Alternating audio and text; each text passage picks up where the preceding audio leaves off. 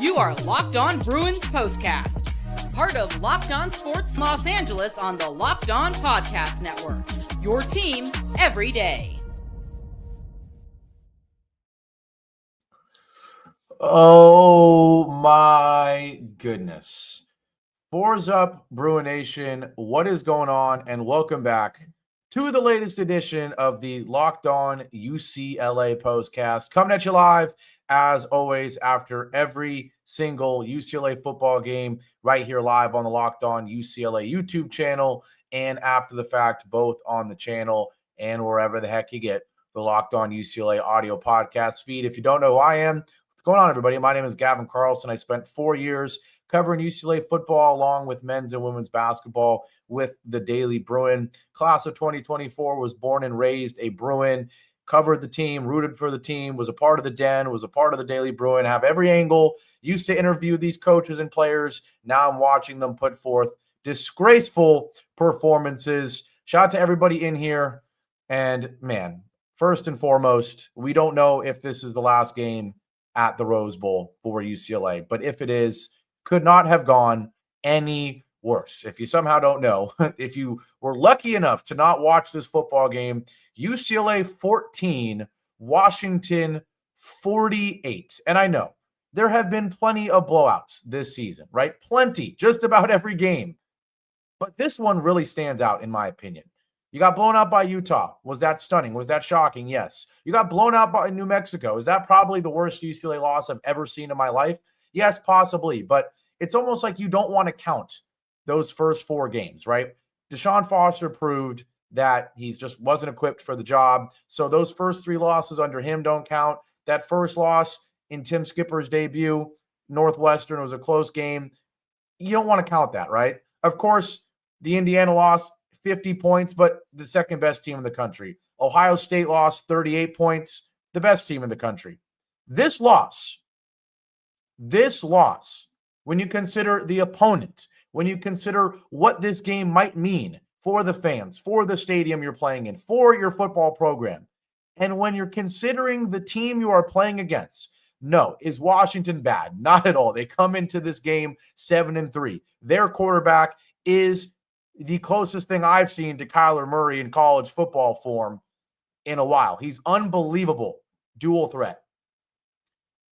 But this is a Washington team that, when you look at the status as a program, when you look at the composite rankings and whether you think they're phony and mean it nothing or not, the people that rank rosters, 24/7 Sports, had UCLA as the 26th most talented roster in college football, 27th, 28th, depending on where you look. Washington in the late 30s. Is that a crazy gap? No. But what am I trying to say? This is not UCLA getting blown out by Indiana, the second best team, or Ohio State, the best team. This is UCLA from start to finish with the coaching staff that's supposed to be better, getting absolutely embarrassed from start to finish by a team that they are theoretically more talented in. Oh, by the way, Washington had 3 or 4 starters out or questionable, key players that were either banged up when they were playing or simply were not playing. And you never even remotely looked like you were on the same playing field as this team. I challenge you. I challenge you to go down that roster, and clearly it's a coaching thing first and foremost, but I challenge you to go down that roster and name 5 people today that played above average. Like, legitimately name 5 people that played above average. Every single player made mistakes. Every single coach, obviously, did not get the job done. We will get into some of those play calls, but just considering what this game meant, you come into this game, I don't know about you guys as fans, but I came into this game all sorts of emotional, both sad, sentimental, knowing this could be the end, but also a little pissed off, right? Knowing it could be the end. When the NBC broadcast begins with, we're at one of the greatest venues in all of college football, the Rose Bowl, right? When UCLA Athletics is tweeting, we're at the Rose Bowl. Like, read the room, announcer. Read the room. UCLA Athletics Twitter. So I and most UCLA fans come into this game emotional and pissed off. And boy, oh boy, the team did not waste any time showing us that this was going to be a frustrating affair. Sure, did they get one stop? Yes. But an early fumble leading to points, and it just went from bad to worse to worse to worse to worse. Nico, I know he's always the headline. He was not good, man. He was downright. I think this was one of the worst games we've seen from him. He finishes 16 of 26, 69 yards. And I got all on Luke Duncan, a couple game or last game against Ohio State. Didn't get all on him, but it was just pointed out how the yards per attempt was like 2. The yards per completion was like 4 in the first half. Well, Nico, 26 passes for 69 yards. 2.5 yards per attempt. That's not going to get it done at all. 4 yards per completion. Yes, did he scramble a couple times? He had the 26-yard scramble at least. Sure, but Nico is proving more and more that he can't get it done in the pocket. He cannot get it done. And this isn't games in the past where he snapped the ball and immediately was under pressure. Sure, was he under pressure at times in this game? Of course. It's the UCLA offensive line. But there was also times where he had time in the pocket to make a read. A great example of that fourth down. And I got to say, Jerry, I really, have cooled down on Jerry like everyone, I'm sure. But if the drag route, if the crossing route doesn't work for Jerry Neuheisel, it doesn't work. If the direct snap to the running back, if the QB power, and if the crossing routes across the middle don't work, Jerry hasn't really proven that he can scheme anything else open. It's crossing routes across the middle or the run game. There's not much variety. And so that 4th and 4, I believe it was, early in the game where Nico snaps the ball and you can just see it right away. I don't know about you guys, but I saw it right away. Guy running a drag, and you're thinking, oh, that's the route. That's the route that you want to hit. Nico's looking off to the left. I don't know if the first read was to the left or if the play all along was to look left and then come right back to the middle. But he's looking left. The guy was open on the drag, ironically. Hits him way too late. He gets drilled. Incomplete pass, 4th down, not converted. Disappointing. And that summarizes. It's a great example of what happened in this game where everybody fell short. Nico fell short and then he hit the read late. Jerry fell short in that whatever he drew up, whether the first read was to the left, that didn't get open, or if he drew it up to be a delayed drag across the middle, guess what? It wasn't man-to-man like you thought. It was zone. The drag ran right into the zone. If this is a competent offense, the receiver sits in the zone, you hit him, first down, you keep the chains moving. And Nico saw it late. The throw wasn't great. The receiver didn't hold on. Every single person was to blame for a play like that. But that was not even close to the worst 4th down we saw. Because my goodness, let's not forget there was a Nico fumble. So your first 2 drives of the game, turnover on downs and a fumble. You have a 3-and-out punt.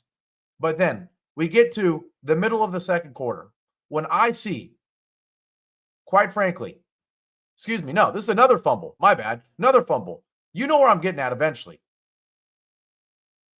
Later in the second quarter, the worst play I think I've ever seen.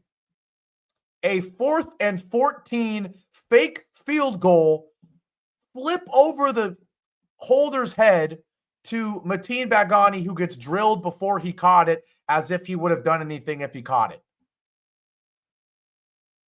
Like, what the heck? What the heck? Like, Tim Skipper, I get it. The fake punt worked a couple times. It was fun. But every week that went on, you have to know that any competent coaching staff is going to say, hey, by the way, whenever there's a 4th down, if we were normally going to send 11 at the to block the kick, maybe let's send 7 or 8 and have 2 or 3 guys protect any sort of fake. If any competent coaching staff is going to do that. And surely enough, UCLA decides to run a fake field goal on 4th and 14. When at this point, it's still a 13-0 game. It's not 27-0 at this point. It's 13-0. You kick a field goal, it's a 10-point game. Maybe the Rose Bowl crowd that was there gets a little excited that you scored, put some points on the board. But no. One of the worst calls I've ever seen. to just sum up a game where the coaches were awful, the players were awful, and the vibes around the program couldn't be any worse in what could be the last game at the Rose Bowl against a roster that you're theoretically more talented than, and you never even look. It looked like if varsity was playing against JV. It literally looked like that. And it's disgraceful. It's, in my opinion, the worst loss of the season. And that's a season that includes 50-point losses, 38-point losses, 35-point losses to New Mexico. And I think this is the worst loss. When I come back, I'm going to tell you, this loss was so bad, it changed my mind a little bit about this move, this potential move to SoFi Stadium. I never thought I would say that, but this loss was so bad, I think it might have done just that. I'll tell you what the heck I'm talking about after our break here on the Locked On UCLA Postcast. Today's show brought to you by Gametime. College football, it is the best. It's right, we're getting to the best games, right? The rivalry games, obviously SC next week for us, but, I'm here in the Bay Area. Cal Stanford was today. All the best games coming up right now. It's hard not to be more excited. The tailgates, the rivalries, the energy in the stands, there's just nothing like it. But let's be real. Actually getting tickets can feel more like a battle than the game itself. Endless queues, hidden fees, prices jumping at checkout. That's why I use Gametime, the app that gives the advantage back to the fans. It's the easiest way to score last-minute tickets at the best prices with no surprise fees. What you see is what you pay. Look, you just pull up Gametime, couple taps, and you got amazing deals. I'm talking college football games for as low as $25. What I love, the zone deals. You just say, hey, I want to be in this area, right? I don't know what row, I don't know what seat. I just want to be in this area. Boom. You click the section, Gametime picks the best seats, the best price for you. It's faster, cheaper, and less stressful than any other way I've bought tickets. So take the guesswork out of buying college football tickets with Gametime. Download the Gametime app, create an account, use code LOCKEDONCollege for $20 off your first purchase. Terms apply. Again, that's promo code LOCKEDONCOLLEGE for $20 off. Swipe, tap, ticket, go. Download Gametime today. Today's show also brought to you by FanDuel. Not only college football, but the NBA, it's back. And there's no better place to get in on the action than FanDuel, the official sports betting partner of the NBA. Even if you missed the start of the game or want to ride the hot hand, FanDuel has live bets on everything from who will score next to fourth quarter comebacks. Plus, you can even combine your live bets into a same-game parlay for a shot at a bigger payout. It keeps every game exciting, especially when your team's making that late push. So right now, FanDuel's giving new customers $300 in bonus bets when your first $5 bet wins. So head to FanDuel.com to sign up and play your game with FanDuel, the official sports betting partner of the NBA. Back here live on the Locked On UCLA Postcast. And man, oh man, there's been few darker days, in my opinion, for the UCLA football program than today. And what could be the last game ever at the Rose Bowl for our Bruins against a team that, are we better than Washington? Heck no. They're 7-3 coming in. We're 3-7 coming in. But this is not like Ohio State and Indiana where you're 40-point dogs. You're a 10.5-point dog. It should be competitive. You should lose this game by 10 points, 14 points. You should at least go into the fourth quarter with a few people watching. Nobody was watching this game in the fourth quarter. 48-14, UCLA loses. And I'm going to tell you, this loss was so bad. I'm going to end with this. This loss was so bad, it has me rethinking this potential move.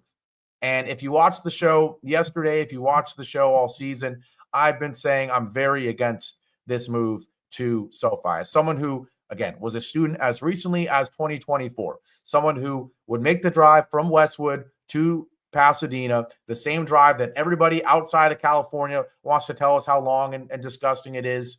I lived it very recently, and I know a lot of people watching it have as well. Does anybody like that drive? No, of course not. Is it shorter to SoFi? Of course it is. But is it, 3 hours compared to 15 minutes? No, it's like an hour, 10-minute drive compared to a 30-minute drive.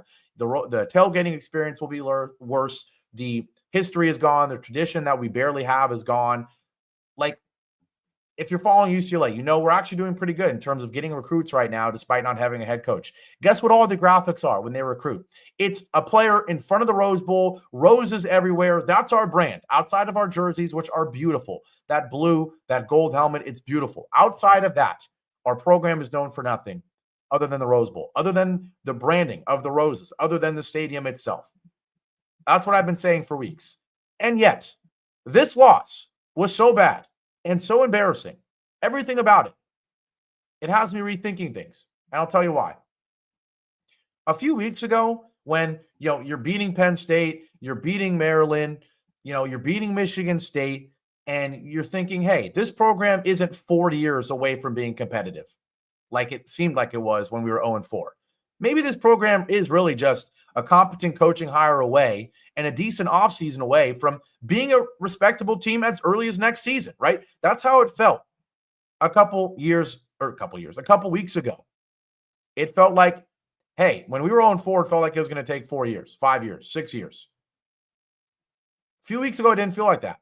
And so to, suddenly say goodbye to the Rose Bowl and have to start over from a stadium standpoint, while the program doesn't necessarily feel like it's starting over, I didn't like it. I didn't like it one bit. But when you see a loss like this, you are reminded, no, we are not an offseason and a head coach away. We are a head coach away and an offseason and a, losing record season that's less embarrassing than this one next year away from then in 2027 or 2028 having a winning record, right? That's how it feels now. And so I thought it was going to take a couple of years to build any sort of, vibes, culture at SoFi Stadium. And that's why I was against it. But man, we're going to have to wait a couple of years for UCLA to be competitive anyways.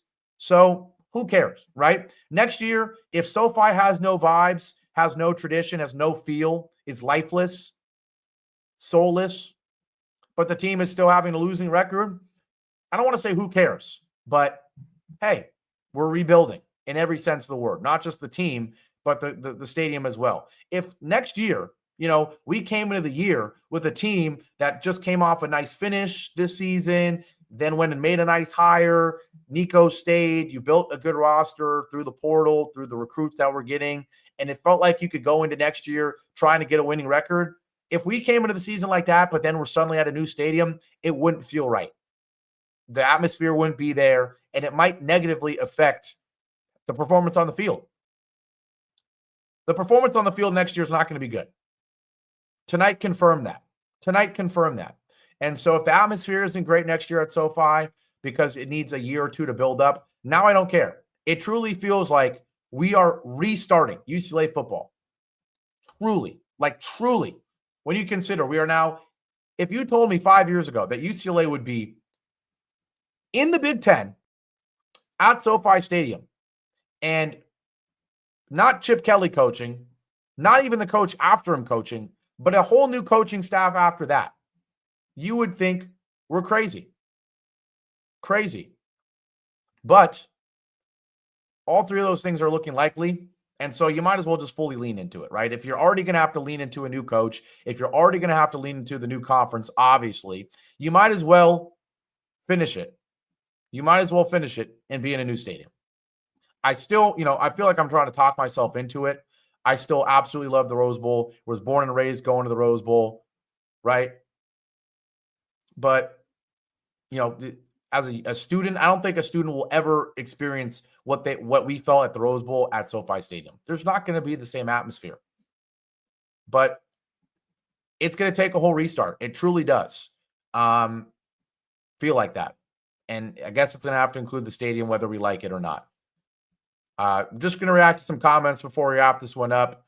The Cardinal and Bold USC fan here says, why not shut down the football program? Obviously, you're trolling, but this is kind of what I mean. Like, when we were 0-4, it felt like shut down the program, right? When you beat Penn State, when you win 3 games in a row, it doesn't feel like you need to shut down the program. It just feels like you're rebuilding a little bit.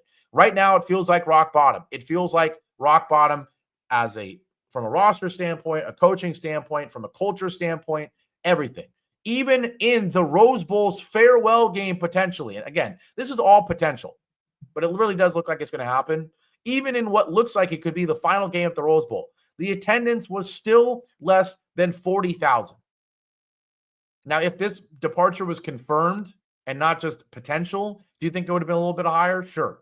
But it wouldn't have been 60,000. It would have been 45 instead of 38. The fact that there's 38,000 fans at the Rose Bowl in what could potentially be its last game ever for UCLA, another reason why it shows, as much as I don't want to admit it, that leaving might actually be the right decision. You couldn't even fill it during its goodbye. Like, come on. That's, yeah. So,